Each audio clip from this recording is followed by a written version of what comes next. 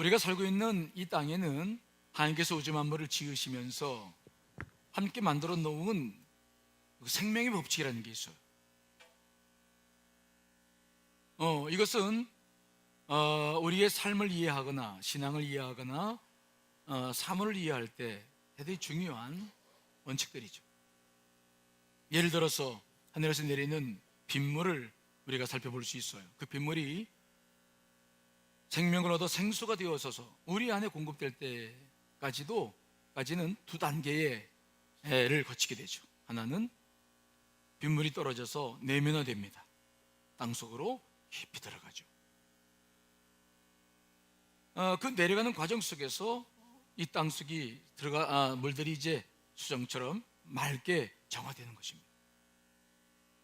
깊이 스며들면 들수록 깨끗한 생수가 되는 것이죠.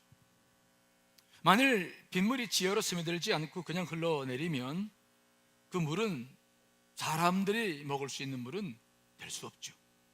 물은 물이지만 기능이 다릅니다. 자, 그런데 만일 빗물이 지하에 들어가서 생수로 머물만 있다고 한다면 우리는 그 물을 또 먹을 수가 없어요. 그 물은 밖으로, 상향화라는 말을 쓰고 있는데 밖으로 분출돼서 우리가 그것을 먹어야 되죠. 그래서 그 물맛을 보고 우리가 살아내는 거죠. 그러니까 이 생명의 원리에는 두 단계가 늘 이루어지는데, 첫째는 내면화가 이루어지죠. 그 다음에 그것들이 밖으로 분출되는 외양화가 이루어집니다. 이 두 단계를 거쳐서 우리가 먹는 물만이 아니라 모든 생명들이 형성되고 있어요. 풀이나 나무들도 그냥 서 있는 게 아닙니다. 뿌리나 씨앗들이 먼저 심겨져요. 만일 땅속에 이것들이 심겨지지 않으면 아무것도 이루어지지 않습니다. 숨겨진 씨앗이나 뿌리가 이제 땅속에 심겨져서 거기서부터 내면화가 잘 이루어지고 뿌리를 내리기 시작하면서부터 이제 위로부터 싹이 돋고 줄기가 나고 열매가 맺어 나가는 외양화가 시작되는 것이죠. 만일 그 씨앗이나 뿌리가 땅에 떨어졌는데 그대로 있거나 그것들이 죽어버리면 위에는 아무것도 올라오지가 않습니다. 그러니까 모든 생명들이 이렇게 이루어져요. 우리 인간들도 그렇습니다. 생명의 씨앗이 외부로부터 어머니 자궁 속으로 쏙 들어가서 수태되고 잉태되는 내면의 과정을 거치죠. 10개월, 10개월간을 내면에서 자랍니다. 그러다가 때가 되었을 때 이제 자궁의 문을 열고 출산되어졌을 때 새로운 생명이 존재되는 것입니다. 이처럼 내면화와 외향화를 통해서 생명은 잉태되고 성장하고 유지되어져 가는 것, 이것이 하나님께서 우주 만물을 지으실 때 만들어 놓으셨던 모든 법칙 가운데 하나예요. 이것은 영적인 생활에도 그대로 적용됩니다. 예수님께서도 이런 원칙을 가지고 자신의 사역을 설명하신 것이 있죠. 자, 요한복음 12장 24절 읽어보겠습니다. 시작. 내가 진실로 진실로 너희에게 이르노니 한 알의 밀이 땅에 떨어져 죽지 아니하면 한 알 그대로 있고 죽으면 많은 열매를 맺느니라. 아멘. 예수님께서도 이 비유를 통해서 자신의 생애와 사역 전체를 설명하신 것입니다. 두 가지예요. 첫째는 땅에 떨어져 죽어야 된다. 하나님의 미랄이 내면화가 이루어져야 된다. 그런 다음에 그것이 그대로 있지 않고 생명이 살아있을 때에 많은 열매를 맺게 된다. 외양화가 이루어진다. 예수님도 그렇게 자기의 사명을 감당하셨어요. 이 땅에 오셔서 그분의 공생의 3년간은 신앙을 내면화시키는, 부름받은 제자들의 신앙을 내면화시키는 과정이었어요. 그런 다음에 십자가를 기점으로 이제 그 신앙이 분출되는, 외형화시키는 영성으로 바뀌어져 가죠. 그래서 이러한 생명의 원리가 복음서에도 그대로 드러나 있는 것을 우리가 볼 수가 있습니다. 부활의 의미는 그런 의미에서 대단히 중요한 하나의 사건이죠. 그래서 우리가 살아난다, 예수님 부활하셨다, 그런 의미만이 아닙니다. 자, 먼저 예수님께서 하신 사역을 살펴봅시다. 예수님께서 12제자를 불러주셨습니다. 그리고 그들을 3년 동안 내내 훈련시키고 가르치셨는데, 그것은 바로 뭐냐면 그들 안에 말씀을 심고 믿음을 심고 그 말씀과 신앙을 계속 내면화시키는 과정을 3년간 철저하게 행하셨던 것이죠. 그게 그 내용인 것입니다. 제자 훈련의 내용인 것이죠. 그 예를 들어볼까요? 마가복음 4장 35절 이하에 보니까 예수님께서 제자들과 더불어 갈릴리 바다를 건너시는 그 사건이 기록되고 있어요. 그때 예수님께서는 피곤하셔서 배 뒤편에서 베개를 베고 주무시는데 갑자기 막 광풍이 확 일어나가지고 배가 막 곧 뒤집어질 것 같았어요. 어부 출신이었던 제자들이 노력을 했지만 어쩔 수 없었습니다. 그제서야 예수님을 깨우는 겁니다. 주님이시여, 우리가 죽게 되었는데 우리를 돌보시지 않으십니까? 주님께서 딱 눈을 떠보시니까 확 거대한 회오리 바람이 일어나고 있고 배가 지금 큰 문제가 생겨요. 그때 주님께서 하신 말씀이 뭡니까? 바람과 바다를 보며 말씀하시기를 잠잠하라 말씀하셨죠. 그랬더니 그냥 바람과 바다가 잔잔해졌어요. 그때 주님께서 제자들에게 뭐라고 말씀하신 줄 아세요? 어찌하여 이렇게 무서워하느냐? 너희가 어찌 믿음이 없느냐? 지금 삶을, 그들의 훈련을, 그들을 계속 시켜나가는 과정 속에서 계속 하나님께서 역사하신 것은 바로 뭐냐면 그들의 믿음과 신앙을 내면화시키는 것인데, 광풍이 밀어닥치니까 그들은 그것이 두려워가지고 더욱 그 믿음을 활용하지 못하고 있는 문제를 끄집어내신 것입니다. 어찌하여 무서워하느냐? 너희가 어찌 믿음이 없느냐? 책망하시죠. 마가복음 9장에 나가보면 예수님께서 변화산에 내려갔다가 오셨는데, 올라가시다 오셨는데 그 밑에는 귀신 들린 아들을 데리고 있는 그 아버지와 제자들이 서로 다툼을 벌이고 있었습니다. 이유인즉 귀신 들린 아들을 데려와가지고 귀신 고쳐달라고 그랬는데 제자들이 고쳐주지를 못했어요. 그러니까 그 아버지하고 실갱을 벌이는 것입니다. 이를 지켜보던 예수님께서 어떤 반응을 보이셨습니까? 마가복음 9장 19절에 그렇게 말씀했습니다. 예수께서 대답하여 이르시되 믿음이 없는 세대여, 내가 얼마나 너희와 함께 있으며 얼마나 너희에게 참으리요? 그를 내게로 데려와라. 무슨 말씀입니까? 얼마나 내가 너희들을 신앙 훈련시키고 너희의 믿음을 그렇게 내면화시켜서 언제까지 내가 이루고 있어야 되느냐? 그때는 다가오는데 얼마까지 내가 너희와 함께 있으랴? 너희들 안에 있는 믿음은 도대체 무엇이냐? 왜 이렇게 신앙이 자라지 않느냐? 그의 내면화, 믿음을 내면화시키는 일에 집중하셨는데 이 결과가 없으니까 화를 내신 거예요. 그리고 주님께서 그 귀신 들린 아이의 병을 고쳐주신 역사가 있는 것입니다. 즉 예수님께서 3년 동안 이 땅에서 제자들과 함께 사셨던 모든 것들의 포인트는 딱 정확합니다. 그들의 신앙을 뭐 하는 겁니까? 내면 속에 내면화시키는 거예요. 견고한 믿음으로 그들 속에 심어주는 것이죠. 요한복음 11장에도 보면 예수님께서 나사로 사건이 있었을 때 마르다와 마리아가 빨리 오라고 그랬는데 가지 않으셨어요. 이틀 더 유하심으로 나사로가 죽어서 장사가 지내지게 되었어요. 그리고 난 다음에 이제 때가 되었을 때 제자들을 데리고 가시자고 말씀하셨는데 그때도 무엇을 위해서 그 이틀 동안을 더 유하셨는지, 무엇 때문에 이 사건을 그렇게 늦추셨는지 주님께서 말씀하신 말씀이 있죠. 자, 요한복음 11장 15절 있습니다. 시작. 내가 거기 있지 아니한 것을 너희를 위하여 기뻐하노니 이는 너희로 믿게 하려 함이라. 그러나 그에게로 가자 하시니. 아멘. 무엇을 하기 위해서 이틀 더 유하셨습니까? 제자들의 믿음을 세워주기 위해서. 나사로의 사건과 부활의 사건을 통해서 제자들의 믿음을 견고하게 내면화시켜주기 위해서 그 사건도 이제 활용하신 것이죠. 즉 공생의 3년 동안의 생활은 딱 한 가지 목적입니다.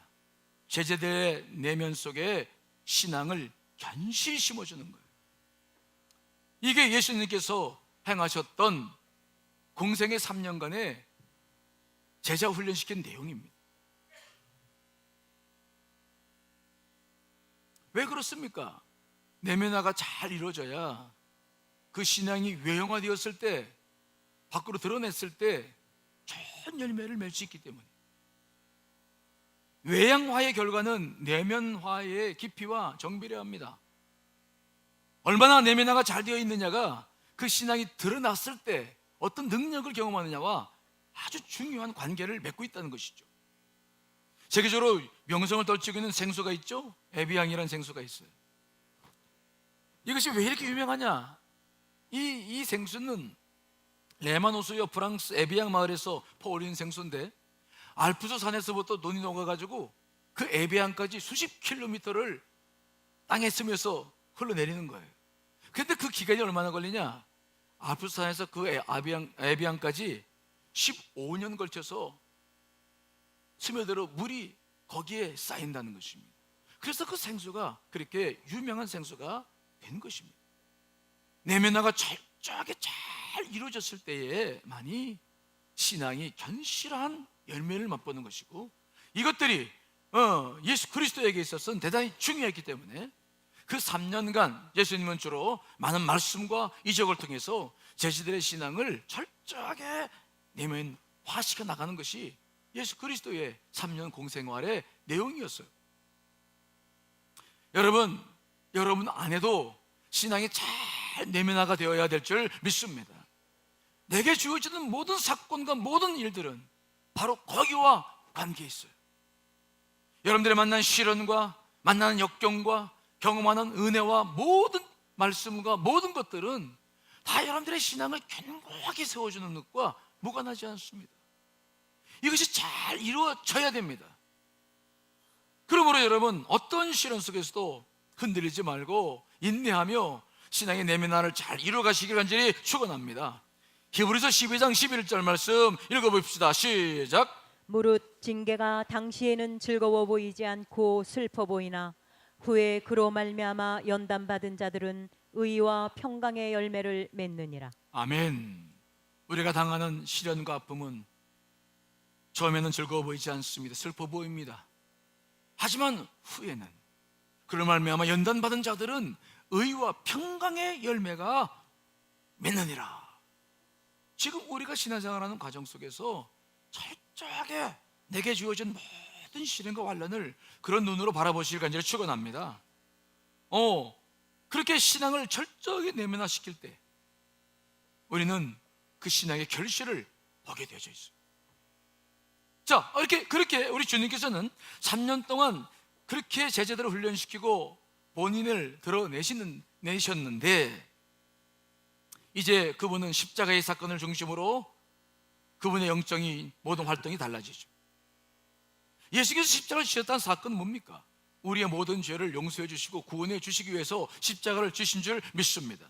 근데 예수님 개인에게는 왜 십자가가 필요했습니까? 그것은 그분의 육체를 벗어나기 위한 것이었어요. 그분은 육체를 가지고 있었습니다. 그래서 언제나 시간과 공간의 제한을 받았습니다. 그분은 육체를 가지고 있을 때에는 그분을 직접 만나야 은혜를 누렸습니다. 그분은 시간과 공간 안에 갇혀 있었어요. 하지만 예수 그리스도는 본래 하나님이셨습니다. 그분이 인간의 몸을 입고 이 땅에 오신 것입니다. 그러므로 십자가 사건은 우리에게는 죄사함의 은총이 있는 것이지만 예수 그리스도 본인에게는 어떤 사건입니까? 자기 육체를 벗는 것입니다. 이제 영적인 존재가 되어져서 자기의 본성을 드러내고 자기의 능력을 드러내고 자기의 모든 뜻을 드러내는 사건이 십자가 사건인 줄 믿습니다. 그게 십자가 사건이라는 것입니다. 주님께서는 그 십자가 사건을 통해서 자기 육체를 벗었어요. 그리고 자유롭게 이제 영적인 존재로 성령을 덧입으시면서 자기의 뜻을 펼치시는 것이 십자가 사건이었던 것입니다. 만일 그분께서 십자가를 지시 못했다고 한다면, 그리고 그분이 부활하시 못했다고 한다면 우리에게는 새 생명이 없을 수도 있었을 것입니다. 하지만 중요한 것은 그분은 그런 내면의 과정을 통해서 십자가에 자기 몸을 다 들여 죽이시고 이제는 드디어 열매를 맺는 외양의 시기를 겪어내신 것입니다. 그래서 이 십자가 사건, 그 부활 사건은 대단히 중요한 역사입니다. 우리가 신앙을 이해하고 성경을 이해할 때도 이 안목은 대단히 중요한 안목입니다. 십자가를 기점으로 전과 후가 완전히 다른 영성이 성경은 전개되고 있습니다. 사복음서 이후에, 부활 이후에 성경은 사도행전으로 넘어갑니다. 그 뒤 역사는 내면에 있던 신앙들이 어떻게 분출돼서 어떻게 하나님 나라를 이루어가고 있느냐라고 하는 역동성의 신앙을 우리들에게 보여주고 있는 사건들이죠. 우리 예수님께서는 그 일을 지금도 우리에게 하시는 것입니다. 부활하신 예수님께서 그 다음에 하신 일은 무엇입니까? 이제 제자들의 내면화되어 있는 신앙을 끌어올리는 것입니다. 그들의 신앙을 외형화시켜서 이제는 열매 맺고 그들로 하여금 하나님 나라를 향해 나아갈 수 있도록 도우시는 것입니다. 그것이 오늘 본문의 역사입니다. 부활의 사건입니다. 부활 후의 사건입니다. 자, 오늘 본문의 말씀 봅시다. 본문 19절 20절 말씀을 읽어보겠습니다. 시작. 이날 곧 안식 후 첫날 저녁 때에 제자들이 유대인들을 두려워하여 모인 곳에 문들을 닫았더니 예수께서 오사 가운데 서서 이르시되 너희에게 평강이 있을지어다. 이 말씀을 하시고 손과 옆구리를 보이시니 제자들이 주를 보고 기뻐하더라. 아멘. 그날은 안식 후 저녁이었어요. 아침에는 지난 시간에 말씀드렸습니다만 막달라 마리아를 만나셨죠. 저녁에는 그 막달라 마리아에게 가서 부활을 증거하라. 그래서 증거했는데 제자들이 믿지 않아요. 그러니까 그 밤에 문이 꽁꽁 걸어 잠겨 있는 그들 집에 쓱 들어가셨어요. 부활하신 육체는, 부활하신 그 성체는 전혀 시공간의 제한을 받지 않기 때문에 쓱 들어가셨어요. 제자들 얼마나 놀랐을 거예요. 누구야 이거? 꿈이야 생시야 환영인가? 그들은 굉장히 두려워했을 거예요. 언제 사내들이네 군대들이 몰려 들어와서 자기들을 잡아갈지 몰라서 문을 꽁꽁 걸어 잠궜는데 갑자기 예수님이 나타나신 거예요. 놀랐겠죠. 이게 진짜야 환영이야. 그래서 주님께서는 그들에게 못 박힌 손과 창에 찔린 옆구리를 보여주십니다. 그래서 그들은 안심하고 기뻐하고 주님을 받아들입니다. 주님은 그들을 책망하지 않으셨습니다. 왜요? 십자가의 비밀을 아직 모르고 있었기 때문에, 아직 신앙이 뭔지 모르고 있었기 때문에 책망하지 않고 대신 그들의 신앙, 내면화된 신앙, 지난 3년간의 훈련받은 신앙을 끌어올리는, 외형화시키는 일을 바로 하십니다. 이걸 주의 깊게 보셔야 됩니다. 자, 여러분 오늘 본문 말씀 21절 23절 읽어보겠습니다. 시작. 예수께서 또 이르시되 너희에게 평강이 있을지어다. 아버지께서 나를 보내신 것 같이 나도 너희를 보내노라. 이 말씀을 하시고 그들을 향하사 숨을 내쉬며 이르시되 성령을 받으라. 너희가 누구의 죄든지 사하면 사하여 질 것이요 누구의 죄든지 그대로 두면 그대로 있으리라 하시니라. 아멘. 예수님께서는 먼저 그 제자들을 다시 자기의 제자들을 받아들이면서 이제는 제자에서 사도로 바꿔주죠. 사도란 말은 보내심을 받은 자라고 말씀했습니다. 오늘 제자들에게 뭐라고 말씀하십니까? 아버지께서 나를 보내신 것 같이 나도 너희를 보내노라. 이제 제자가 아니라 사도다 라고 그들의 이름을 바꿔주십니다. 그런데 나가려면, 세상을 향해 나가려면 무엇이 필요합니까? 그들의 내면화된 신앙 가지고 되질 않아요. 그 내면화된 신앙이 분출해서 능력으로 드러나야 되는 것입니다. 그래서 예수님께서 하신 일이 두 가지인데, 첫째는 뭡니까? 숨을 내셨다. 이 숨을 내셨다고 하는 표현은 성경 전체를 보면은 창세기 사건과 에스겔 사건을 우리들에게 연상시켜주는 그런 말씀입니다. 굉장히 중요한 말씀이에요. 아니 그냥 성령 받아라 하면 될 텐데 왜 숨을 후 내쉬면서 성령 받아라 했는지, 이것이 왜 여기에 기록된 겁니까? 대단히 중요한 기록이 여기에 있어요. 영원한 생명과도 관계된 중요한 말씀인데, 오늘은 이 외형화에 관련된 말씀으로 이 말씀을 좀 풀어봅니다. 왜 숨을 내쉬라고 했을까? 왜 숨을 내쉬면서 그들에게 성령 받으라고 했을까? 첫 번째는 하나님께서 인간을 흙으로 지으신 다음에 그 다음에 하신 일이 무엇입니까? 코에다가 자, 창세기 2장 7절이죠. 2장 7절 읽어봅니다. 시작. 여호와 하나님이 땅의 흙으로 사람을 지으시고 생기를 그 코에 불어넣으시니 사람이 생명이 되니라. 아멘. 하나님께서 흙으로 우리를 빚었을 때는 살아있었습니까? 살아있지 않았습니까? 그냥 조각처럼 정체는 있는데 생명이 없어요. 아직 생명이 없어. 그때 하나님께서는 그 코에다가 생기를 그 코에다가 훅 불어넣으시니까 뭐가 됐다고요? 생명은 살아있는 생명체가 됐다. 살아있는 영적 존재가 됐다. 그런 말씀입니다. 즉 우리가 살아있는 생명을 얻게 된 것은 뭐냐? 하나님께서 숨을 후 불어넣으셨기 때문이다. 예수님께서 제자들에게 숨을 확 불어넣는 이유가 뭔 줄 아십니까? 죽어있는 내면의 신앙을 끌어올리는 거예요. 이것과 깊은 관계가 있는 사건입니다. 또 이 숨을 내쉬었던 사건은 어디에 기록되고 있냐면 에스겔서입니다. 이스라엘 백성들은 우상을 섬기면서 하나님 앞에 저주받았습니다. 그들은 패망할 것입니다. 그들은 골짜기에 마른 뼈 같은 존재였습니다. 그러나 하나님은 그들을 사랑하셔서 다시 회복시킬 것을 약속하셨는데, 그때 회복시킬 것을 약속하시면서 에스겔에게 놀라운 말씀을 하셨죠. 자, 에스겔서 37장 9절로 10절 말씀 읽습니다. 시작. 또 내게 이르시되 인자야 너는 생기를 향하여 대언하라. 생기에게 대언하여 이르기를 주 여호와께서 이같이 말씀하시기를 생기야 사방에서부터 와서 이 죽음을 당한 자에게 불어서 살아나게 하라 하셨다 하라.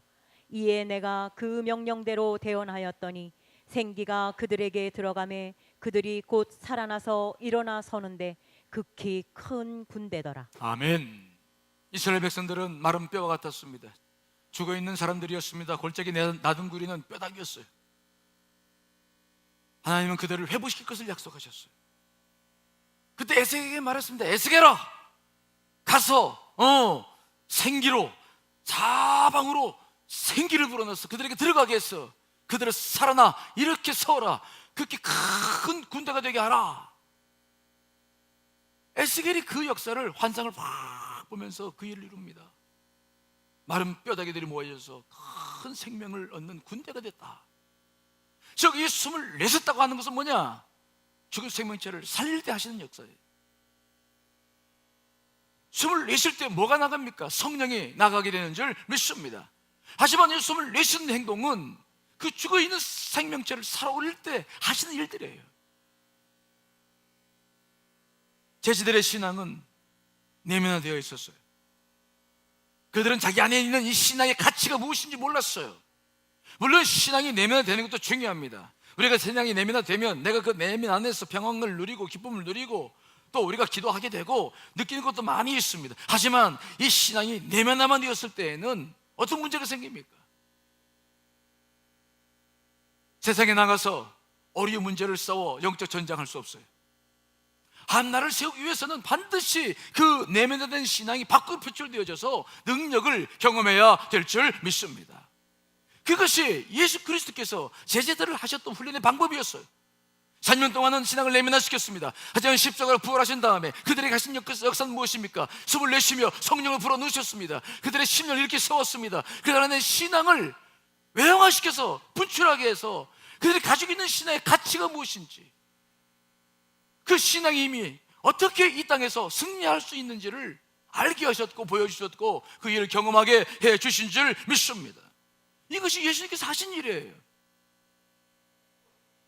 우리가 신앙생활하고 교회생활을 할 때도 이 두 단계의 신앙생활을 잘 해야 합니다. 우리 교회는 두 가지를 다 실시하고 있습니다. 첫째는 뭡니까? 신앙을 내면화시키는 거죠. 이 신앙을 내면화시키기 위해서는 철저한 말씀 훈련이 필요합니다. 기도가 필요합니다. 또 내밀한 침묵 기도와 또 말씀 묵상과 우리가 정말 내면을 살피는 많은 프로그램들이 필요합니다. 그러나 거기에만 묶여 있으면 우리의 신앙의 내면화만 이루어지면은 우리의 신앙은 자기 하나는 기쁨으로 줄지 모릅니다. 자기 하나는 위안을 받을 수 있을지 모르지만 하나님께서 하시려고 하시는 것은 뭡니까? 이 땅에 하나님의 나라를 이루시기를 원하시는 줄 믿습니다. 그 일을 이루고자 하실 때에는 내 내면한 신이 밖으로 흘러나와야 됩니다. 맞서 싸우고 이기고 영적 전쟁에서 승리하면서 하나님 나라를 우리가 이뤄 나가야 될 필요성이 있는 것입니다. 만일 이 외연화가 이루어지지 않으면 하나님 나라는 무엇을 통해서 이루어집니까? 어떻게 복음이 증거되고 어떻게 하나님의 뜻이 이 땅에서 펼쳐지겠습니까? 만일 우리의 신앙이 내면화 속에서 머물러 버린다고 한다면 우리의 신앙은 반쪽짜리 신앙이 될 수밖에 없어요. 나는 구원받을 수 있을지 모르겠습니다. 하지만 내 가정도, 내 직장도, 이 사회도, 안산도, 하나님 나라도 이룰 수가 없다는 중대한 문제가 생기는 것입니다. 물론 내면화가 없이 외형화만 이루어져도 어려움이 생깁니다. 우리 한국교회가 그런 어려움을 겪고 있죠. 그러나 이렇게 내면화와 외형화가 철저하게 잘 이루어져 갈 때 그 힘을, 놀라운 힘을 통해서 하나님 나라가 세워져 가게 될 줄 믿습니다. 그러므로 내형화와 신앙이 외형화됐을 때 큰 차이는 뭡니까? 따라합시다. 능력의 차이다. 능력의 차이.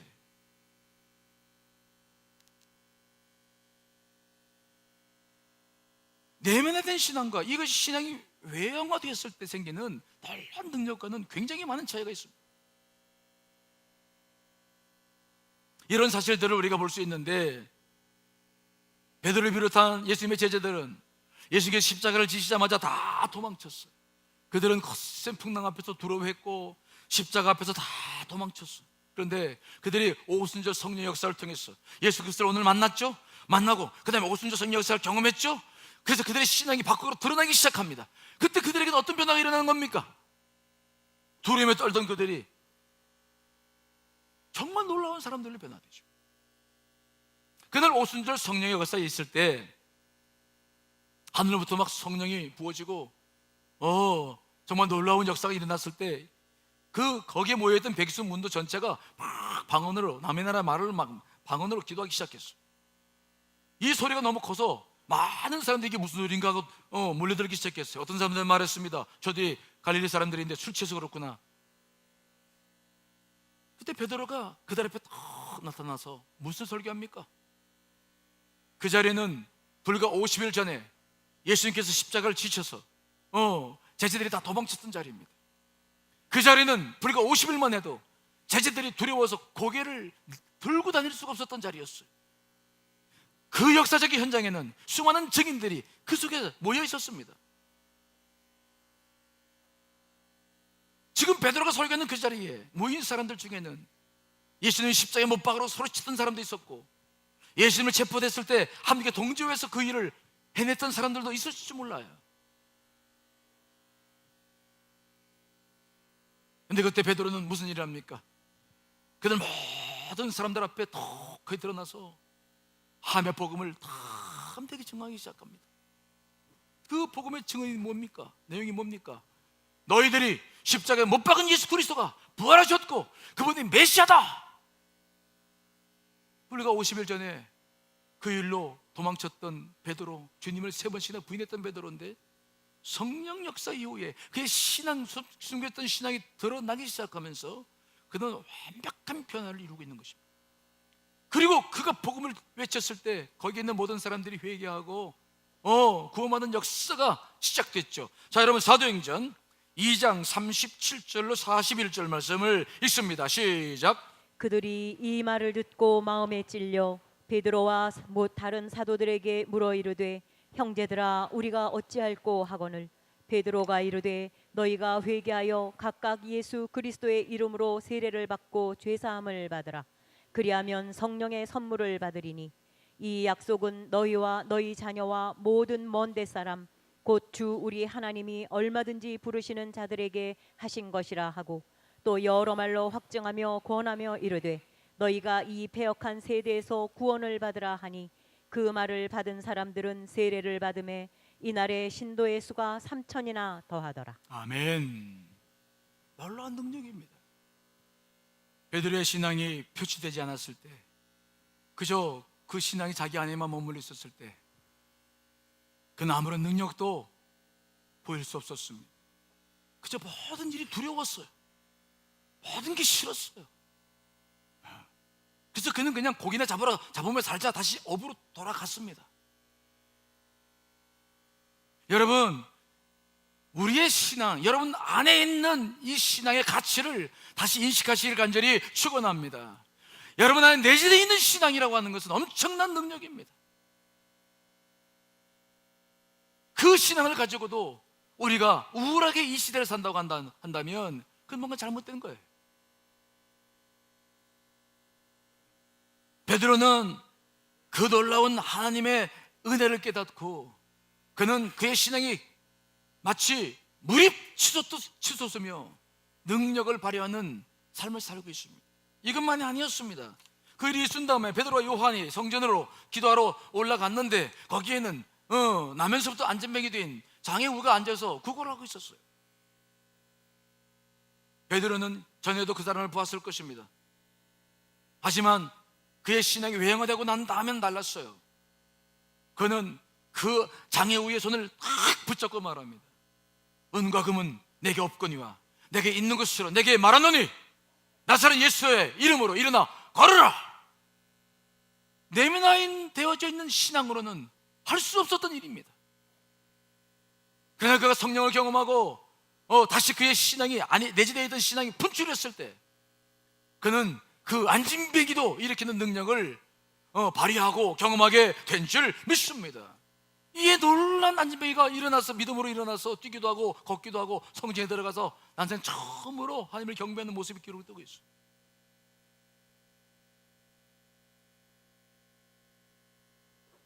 나중에 이 일이 문제가 되었습니다. 왜요?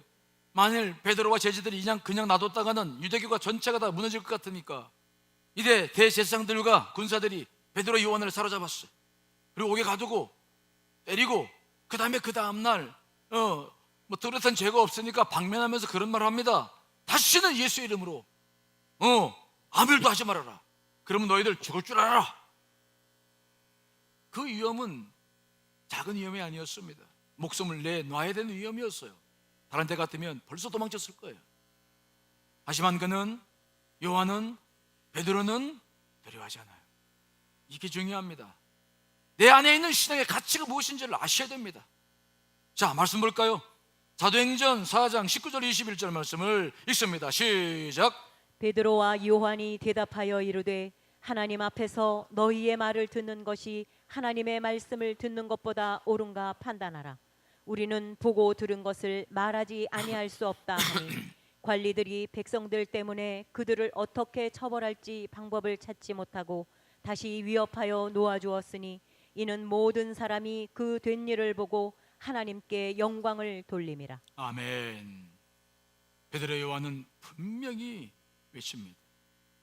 그들을 보고 말합니다. 생각해 봐라. 하나님 앞에서 너희가 말한 말을 우리가 들어야 되겠는가? 아니면 내가 듣고 본 것을 말해야 되겠는가? 생각해 봐라. 우리는 이미 죽음을 두려워하지 않는다. 난 부활할 것을 믿고 영생을 믿는 사람이 되었고 내 안에는 그 능력이 이미 흐르고 있는데 내가 무엇을 두려워하겠는가? 그들의 위험은 베드로와 요한에게 전혀 위험이 되지 않았어요. 여러분들 안에 있는 신앙이 성령을 통해서 이렇게 외형화되시길 간절히 축원합니다. 그 신앙이, 내면화된 신앙이 그저 여러분 한 사람만 만족시키고 그 적당히 위로만 받는 신앙이 아니라 그 신앙이 드러났을 때 놀라운 영적인 힘을 발휘하고 문제를 해결하고 영적 전쟁을 일으키고 대적하고 여러분 하나님 나라를 향해 나아갈 수 있어야 될 줄 믿습니다. 그게 우리가 구원받고 신앙을 훈련받는 이유인 것입니다. 우리는 지난 주일에 부활주일을 지냈어요. 여러분 다 부활을 믿으시죠? 그 영이 우리 안에 있습니다. 그 생명이 있습니다. 여러분들이 믿든 안 믿든 구원은 믿음으로 받지만 부활은 믿음으로 얻는 게 아닙니다. 여러분들이 믿지 않아도 부활할 줄 분명히 믿습니다. 그거는 여러분의 믿음과 관계없어요. 십자가로 구원받았으면 그 사람은 부활하게 되어 있어. 부활은 믿음과 관계 있는 게 아닙니다. 대신 문제는 뭡니까? 부활을 믿지 못하면 능력을 경험하지 못하는 게 문제죠. 부활주의를 지나고 난 다음에 오늘 본문의 역사들이 일어나기 시작하는 거예요. 우리가 해야 할 일은 뭡니까? 두려워하고 염려하지 마시고 성령을 사모하시기를 간절히 축원합니다. 성령님은 두 가지로 우리 가운데 임합니다. 오늘 성경 본문이 그것을 말씀하고 있는데, 첫째는 뭡니까? 우리가 예수 그리스도를 믿고 세례 받으면 십자가에 못 박혀 같이 죽는 것으로 간주하셔서 우리에게 성령을 보내주신, 이게 성경의 가르침이십니다. 예수님도 물을 세례 받을 때 성령이 임하셨죠? 자, 오늘은 그런 역사가 어떻게 이루어집니까? 오늘 본문 말씀 보십시오. 예수님께서 부활하시자마자 제자들에게 나타나셔가지고 숨을 확 내쉬면서 뭐라고 말씀합니까? 성령 받으라. 그때 그들이 성령을 받았을까요? 못 받았을까요? 받은 줄 믿습니다. 그러면 그 성령은 무엇입니까? 후에 나타날 오순절 성령은 무엇이고, 그때 주님께서 말씀하신 성령은 무엇입니까? 이것은 우리가 세례받을 때 받는 성령과 같은 것입니다. 내주하심의 성령입니다. 성령님은 우리 영이 살아났을 때 내주하십니다. 하나님의 자녀이기 때문에 그 영이 임하게 되는 줄 믿습니다. 오늘 성령을 받아라 했을 때 그들 제자들 안에도 성령이 들어갔습니다. 그 성령은 이미 십자가를 지시기 전에 예언하셨던 말씀입니다. 그런데 성령은 내주하심의 성령만이 아니라 부어주심의 성령도 있음을 믿으시기 간절히 축원합니다. 즉, 내 안에 계셔서 내가 하나님의 자녀임을 확증하는 그 성령, 나를 기독케 하신 성령만이 아니라 주 역사를 위해서 필요할 때마다 하늘보다 부어주시는 성령이 있다는 것입니다. 이것이 바로 사도행 2장에 나타나는 오순절 성령의 역사고, 4장 5장 계속 거듭되고 있는 성령의 역사인 것입니다. 여러분 안에는 이미 성령님이 계십니다. 그분이 여러분의 기도를 돕고 여러분과 함께 하실 줄 믿습니다. 그러나 그 성령님은 가지고는 신앙을 외형화시키고 하나님의 뜻을 이뤄나가고 영적 전쟁을 승리해 나갈 수가 없다는 것도 아셔야 됩니다. 그래서 우리는 성령을 체험하고 부활을 경험한 사람들이기 때문에 다시 부어주심의 성령을 고대하고 사모하는 것이 필요한 것입니다. 기도하고 그 성령을 구할 때 그 놀라운 성령을 통해서 여러분들의 신앙이 오늘 제자들처럼 외양화되고 능력을 경험하게 될 줄 믿습니다. 강원도 예수원에서 사역하시던 고 대천덕 신부님의 할아버지 R.A. 도레 목사님의 책을 보면 그분 늘 성령 충만을 구했어요. 그는 이렇게 기도합니다. 난 아침에 일어나면 성령 충만을 위해 기도합니다. 하나님, 성령 충만하게 도와주십시오. 왜냐하면 성령님 충만하지 아니하면은 오늘 하루 나는 너무나 많이 흔들리고 좌절합니다. 그분 안에 성령님이 없었습니까? 있습니다. 내주한 성령이 계십니다. 하지만 그 성령 가지고는 우린 너무 약합니다. 그래서 그는 이렇게 기도합니다. 하나님, 제가 성령 충만하다고 느끼지 못할 때 함부로 말하지 않도록 도와주십시오. 성령 충만하지 않을 때 말하면 실현하기 쉽고 사람들에게 상처되기 쉽기 때문입니다. 하나님, 제가 성령 충만하지 않을 때 제 인생의 중요한 결정도 하지 않게 하십시오. 성령 충만하지 아니하면은 저의 결정은 잘못될 가능성이 많기 때문입니다. 그리고 또 성령을 구하며 그는 성령 충만한 삶을 통해서 능력을 드러내기 시작했어요. 저도 두 분의 성령을 늘 구합니다. 내 안에는 이미 성령님 내주가 계십니다. 그분은 늘 나를 돕고 내 기도를 인도해 가시는 분이십니다. 하지만 저는 그 성령과 더불어서 부어진 성령도 구합니다. 왜? 그래야 설교도 하게 되고, 그래야 주의 사명도 감당하게 되고, 그래야 영적 전쟁도 승리하게 될 줄 믿습니다. 우리 안에는 이런 성령의 역사를 통해서 그 내면에 대한 신앙이 밖으로 드러내야 됩니다. 그러면 아주 담대한 능력으로 여러분들이 어떤 문제 속에 있든지 승리하는 신앙이 될 줄 믿습니다. 이것이 부활 이후에 살아가야 될 신앙의 모습들입니다. 예수님의 역사를 보십시오. 철저하게 부활하신 다음에 500의 형제와 수많은 사람이 나타나셨습니다. 그때마다 예수님께서 하신 일은 무엇인 줄 아십니까? 능력을 드러내시는 것이었어요. 성령을 경험한 사람들의 역사가 사도행전입니다. 능력을 드러내는 역사들이죠. 역동성이 있는 신앙입니다. 우리가 이러한 성령을 사모하며 그 성령과 함께 신앙의 외형을 이루지 못하면 우리의 신앙은 조화를 이루지 못해서 여러분 안에 있는 신앙은 숨을 쉴 수가 없게 되고 능력을 발휘할 수 없게 되고 그저 나 하나 구원받은 것으로 만족할 수밖에 없는 신이 될 거예요. 하나님께서는 그런 신앙을 원하지 않습니다. 여러분 신앙의 내면화와 외형화가 조화를 이루며 균등하게 잘 이루어지시기를 간절히 축원합니다. 그래서 신앙의 그 내면화의 그 여러분 안에 있는 신앙의 힘이 무엇인지 힘들고 어려울 때마다 기도로 그 도움을 받고 하나님의 역사를 이루어나가시기를 간절히 축원합니다. 다 같이 기도하시겠습니다.